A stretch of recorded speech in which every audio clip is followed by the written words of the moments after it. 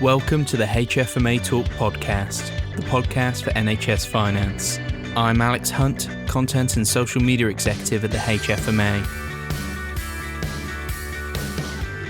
In today's episode, we're bringing you a recording from a recent ICB Forum event where we explored one of the key components of shifting towards more proactive, community-based and integrated care, integrated neighbourhood teams, or INTs.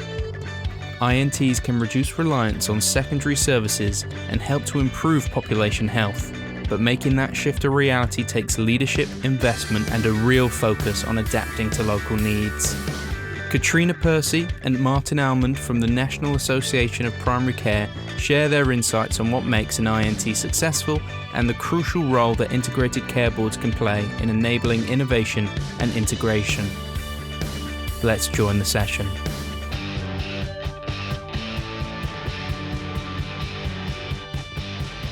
I'm Jen Kidd and I'm the ICB CFO for Mid and South Essex. We are lucky to be joined by Katrina, Percy and Martin Smith from the National Association of Primary Care, who are going to talk us through their experiences and their shifts. So welcome, Katrina and Martin. I will hand over to you now. Thank you very much, Jen. So I'm currently working with Katrina and NAPC as non-executive director, and I've done a bit of work on the advisory side with them as well. And for those of you who don't know, NAPC is a not-for-profit organisation. It champions the transformation of care at a local level. I'm sure Katrina's got a bit more to say on that as well. I spent 15 years or so in and around the NHS in various sort of capacities. I've been working centrally, leading teams around organisational change like the M&A team and financial special measures teams at Monitor and then NHSI. I've spent a fair bit of time as financial improvement director in large acutes. And I've also been CFO in a number of private companies as supplier to the NHS. Katrina has got a lot more hands-on operational experience than me in the NHS. She's held COO roles in acute trusts as well as being chief exec at community and mental health trust as well. So just to start, I guess we acknowledge, there's a huge amount of uncertainty, isn't there, at the moment in the system. But we at NAPC have been working across the country really and Wales and elsewhere in terms of trying to develop the approach to neighbourhood teams, working out what it is, how to deal with it, how to push it forward.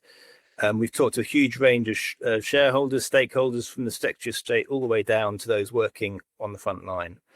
So we're going to use this next 30 minutes or so just to introduce that thinking to you and why we feel that now this is one of the only ways, one of the most important ways to deliver a sustainable delivery model for the NHS. And I know personally, when you're at an acute or you're stuck at system level, it's really hard when you're firefighting day to day to really put your head above the parapet and try and take time to focus on this sort of system level change stuff. Certainly in acute, when I had some time, it was really about flow and looking at the front or back doors rather than systems as a whole. So I think it's really important to be able to take the time and work out how this should work.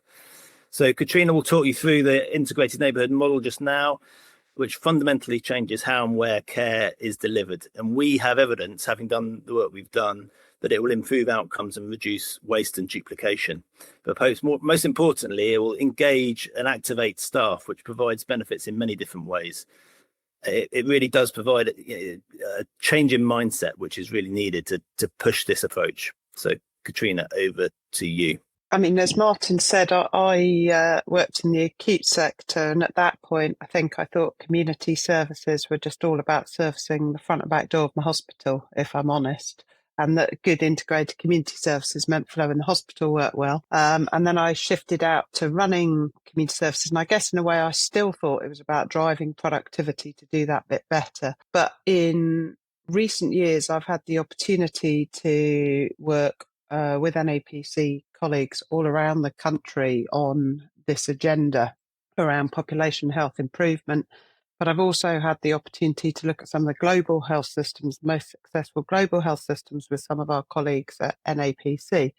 And I guess the resounding picture that comes back is that the financially sustainable health systems that are improving health outcomes for their population, and in fact improving access to specialist services when you need them, are built on population-based, load-bearing, integrated, multi-professional teams who work collectively to take accountability at all times for their population, even if a hospital stay is required.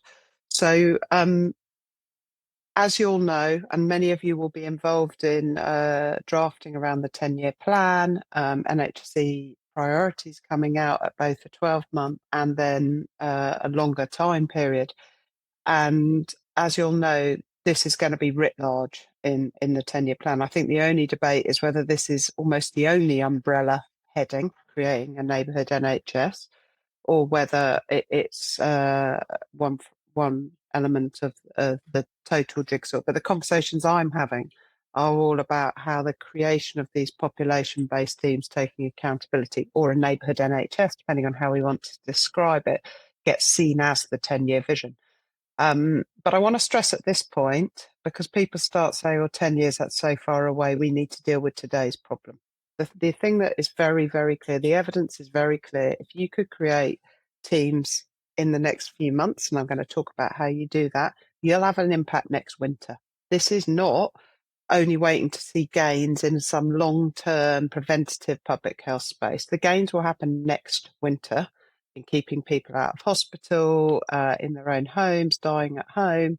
In fact, the evidence says you can reverse type 2 diabetes within 6 months, and in doing it, you improve hypertension and cardiometabolic health, which we know are behind all of the drivers of increased demand on specialist sector. So let me just take you through a picture of where we see things today and a simple sort of pictorial solution of where we see things going. So over the last decade or more, what have we done? Well, we've actually, in an attempt to create demand management solutions and attempts to improve flow and support people to live at home, what we've actually done is stick a whole load of sticking plasters in new teams with new titles, covering either the same geography or separate geographies, often funded from different pots of money.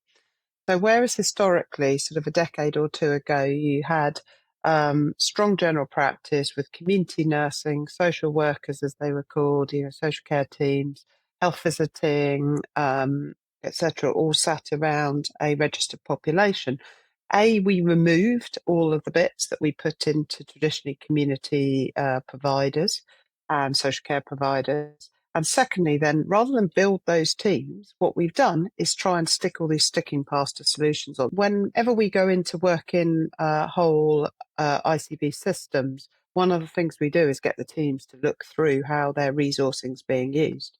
And you often find there's about 20 to 25 teams all attempting to do the same thing, deal with the people who have a level of complexity in your community, largely either children or later life.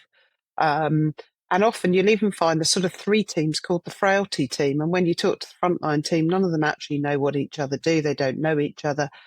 General practice spend their life being a post box. When they do a count up of the number of forms they're meant to use and single points of access, it usually gets into the hundreds, if not 200.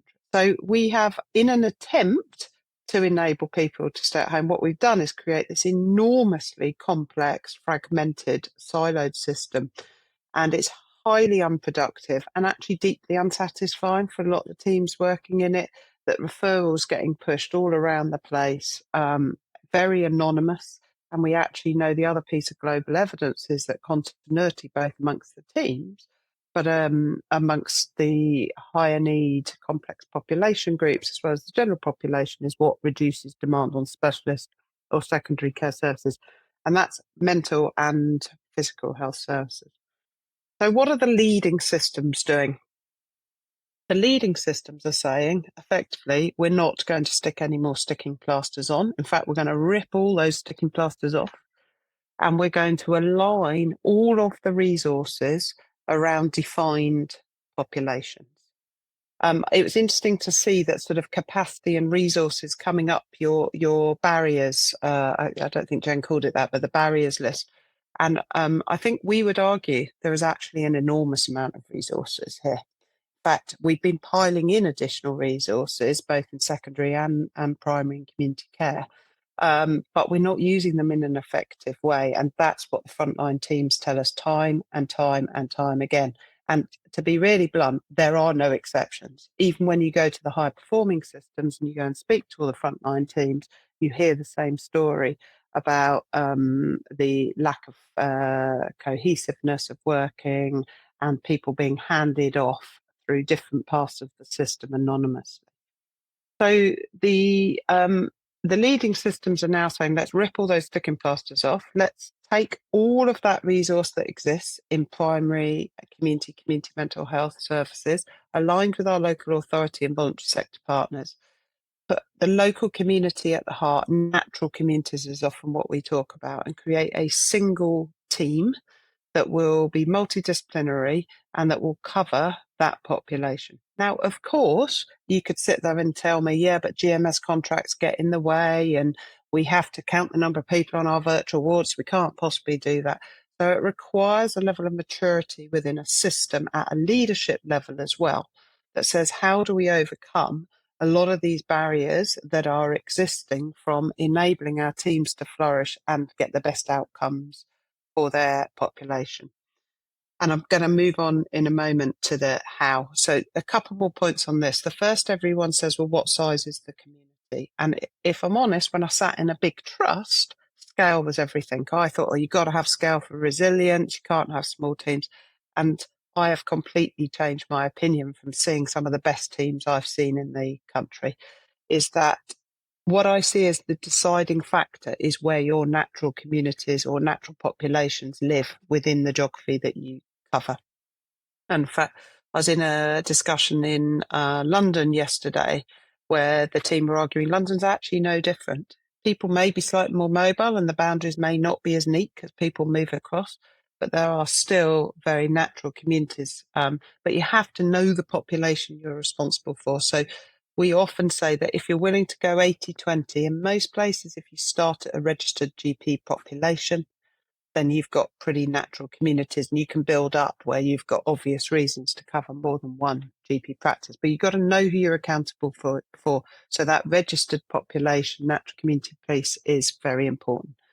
The second point on this that Martin will come back to in more detail is everywhere we go, people say they spend a minimum of 25% of their time on completely non-value adding tasks navigating the current system. So the second big enabler that as leaders, you need to align to the natural community, but you're going to need to remove a lot of the, frankly, pointless bureaucracy we've created to allow those teams to flourish. And this is not just a primary and community social care voluntary sector space. I think the global evidence is very clear. The transformation of specialist services is just as significant. And the best examples we see are, for example, where you have a trust with a respiratory team within that trust. And what they are doing is session by session, the respiratory specialists, consultants, nurse specialists, are shifting a session to take a population accountability. Now, the specialists are probably covering a number of neighbourhoods, but they're not covering the entire geography because relationships are so critical. So you would have a respiratory consultant who begins to take population accountability for the respiratory health of a number of neighbourhoods.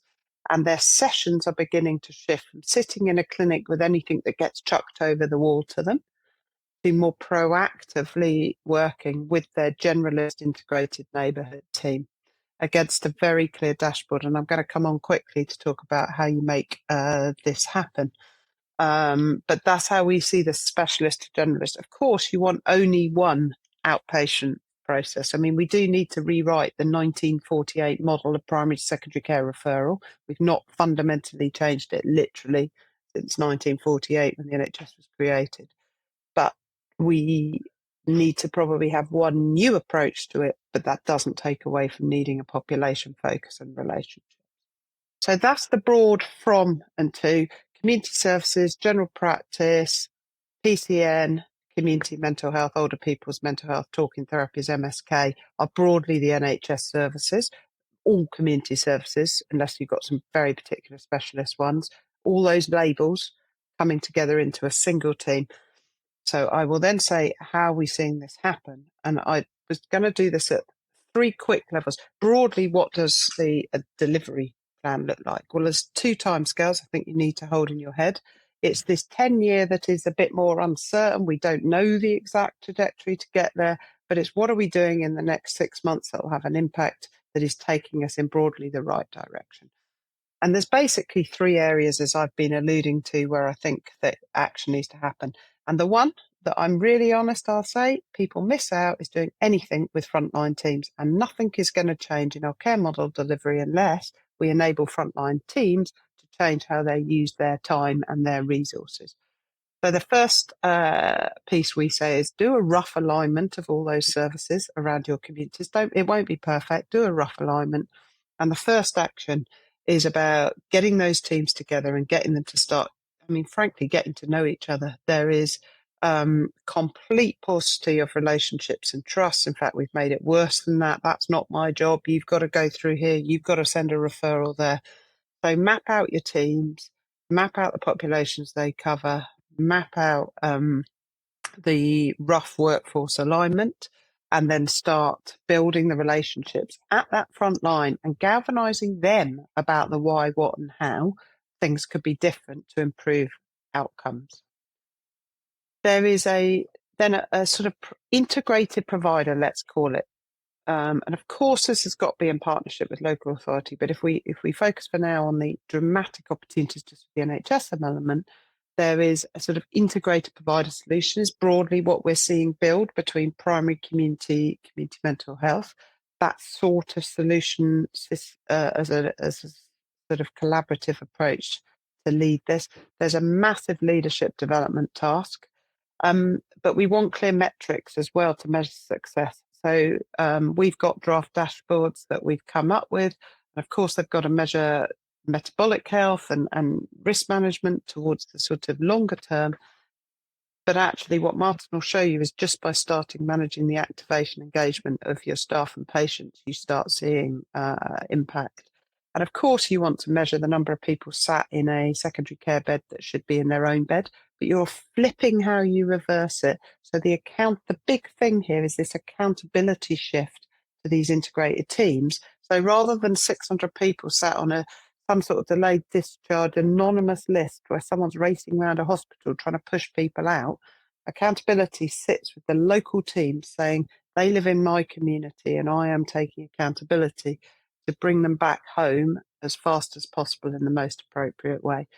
And then at an integrated provider level, there is an absolute need to invest in that support and team development, and then into process improvement and process development with your frontline teams. And at the same time, maturing then the organisational models that are going to remove those barriers we've talked about, starting to look at digital solutions, single medical records, estate solutions, but not using that as an excuse not to get on with things. We were in a part of London, as I said yesterday, and they were saying, "Oh, well, estates."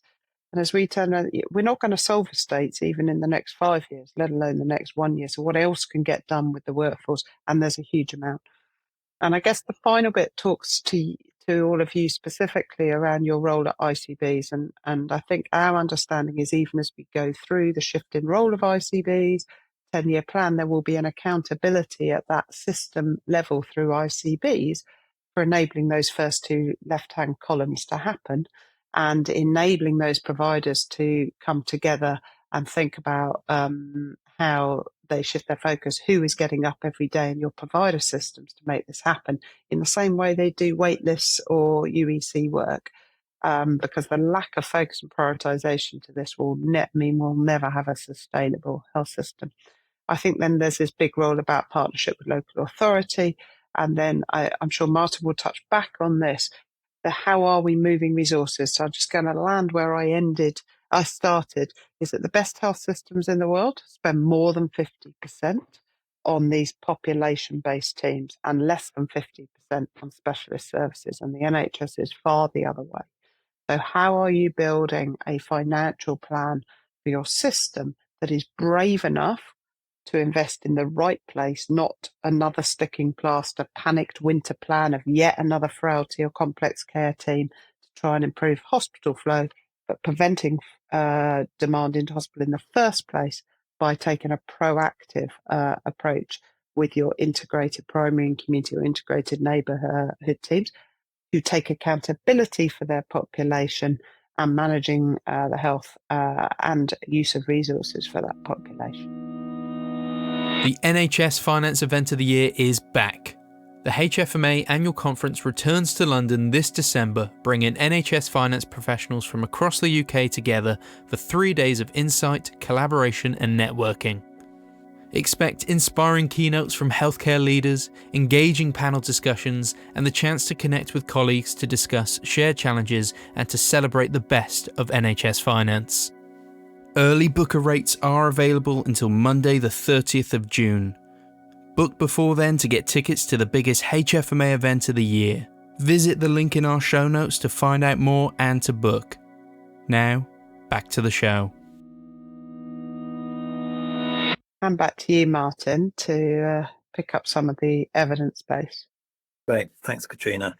So I think, just slightly conscious of time, I think the key piece from what Katrina said there, and recognising, I guess, the audience we have here, driving this change through and making it happen, we are going to need to be able to be really confident that we can write and stand behind a really compelling business case. And I think the business case, as we see it, and from the work we've done, as I said, across the country, there are 4 key building blocks, if you like, to that business case. And I think there, as Katrina says, there are compelling metrics in each of these that we can come and talk to you about that can drive that case.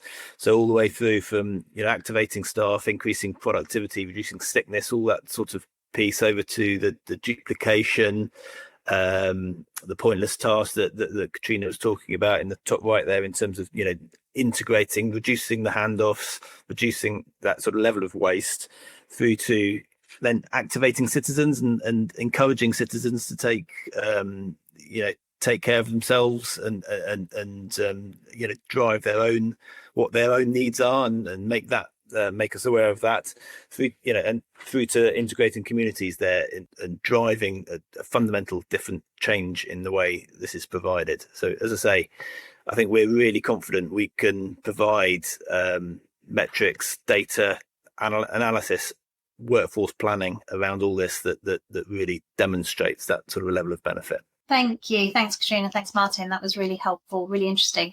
I think for me, it's really interesting. And I guess the questions were coming up and you were almost answering them or indeed putting the challenge back in each of the questions that came up for me. The first one I always think about is when I think about integrated neighbourhood teams, my mind goes to the PCNs. And then I think, well, the PCN geographies don't always make sense, do they? And actually, some of the other points on your slide, I thought was quite interesting that you had the words in bracket, execute it, when you talked about making an estates plan and a digital plan and then do it. I got a real sense of the fact that for you guys, potentially with integrated neighbourhood teams, it's been about actually, there isn't necessarily a formulaic blueprint. You've just got to start somewhere. And actually, if you hit an obstacle, you need to work out what you can do to keep the momentum and keep going. I guess for me, with all of the change, etc., where's the driving force? Where do you think that energy is going to come from in the next 6 months, 12 months? Is it primary care? Is it community? Is it the ICB? Who is it that you've seen that's really carried you through all of those obstacles to get some degree of success in the experiences that you've seen and where you've supported? If I take that last point, Jen, all the things you said are so spot on. You've just got to get on with this, but it does take prioritisation and not just putting another UEC sticking plaster.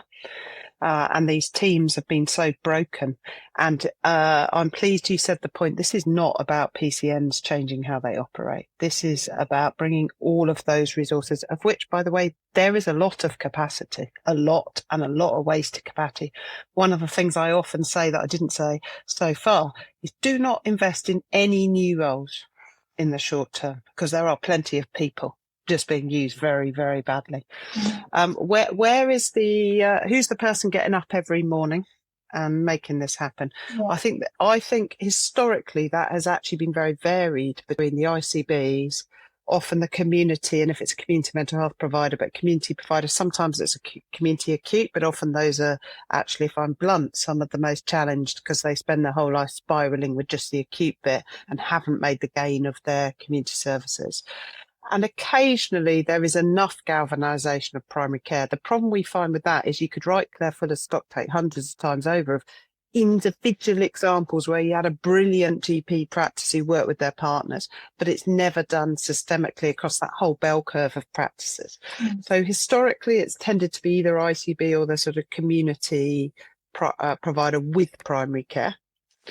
I think in the new world, the conversations I'm having nationally are that the ICBs will have an accountability for ensuring that the big picture piece is happening, and that you are ensuring that leadership on the provider side is clear, and that you are making sure you understand who is waking up, making this happen.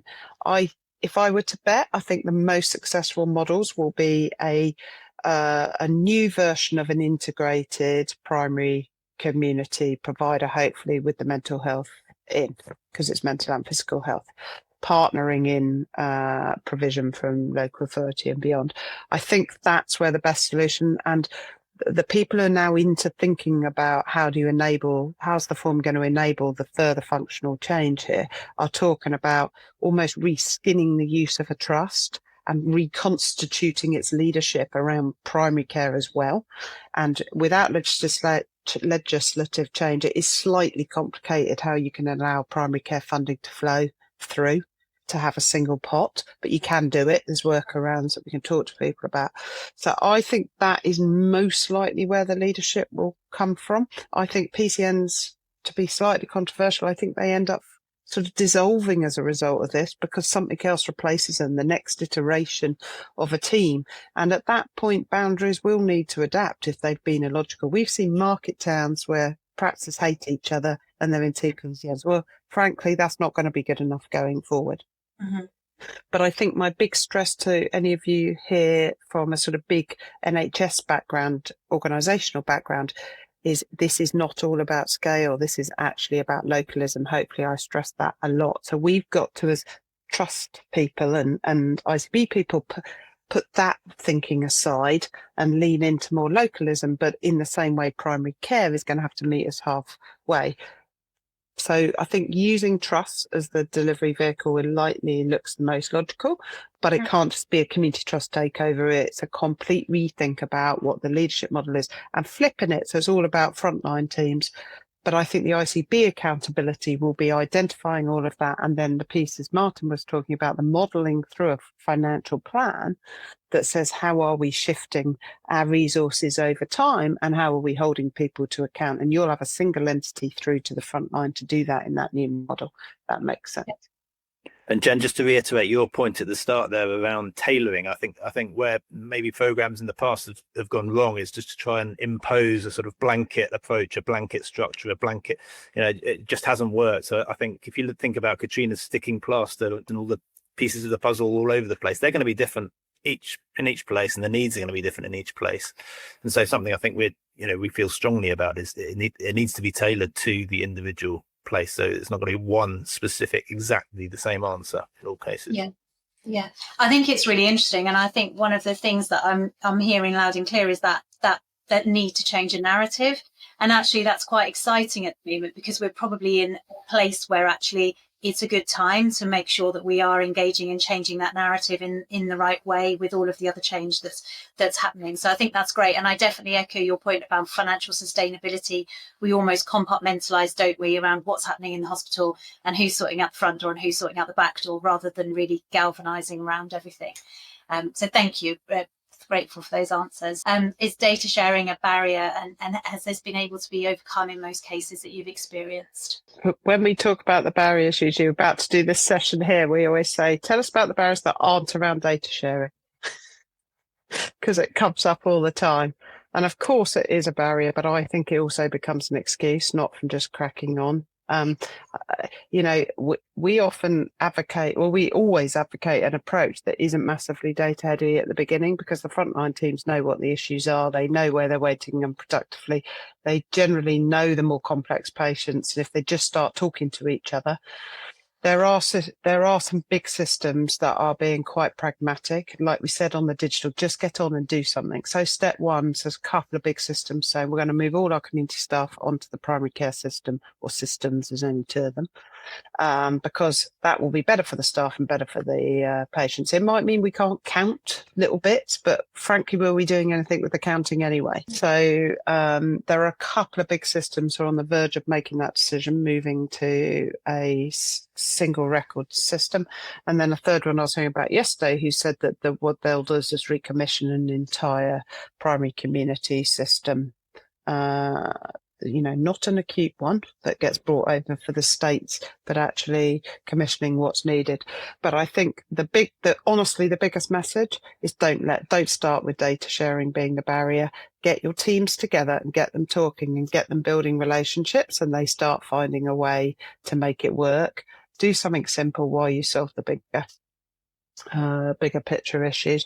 Of course, you need stuff between secondary and primary care, but again, you can just we see workarounds go in, like, where to have a single phone number that routes to the local team for everything, because you want to route local. Front door of practice is local, single admin teams covering that population.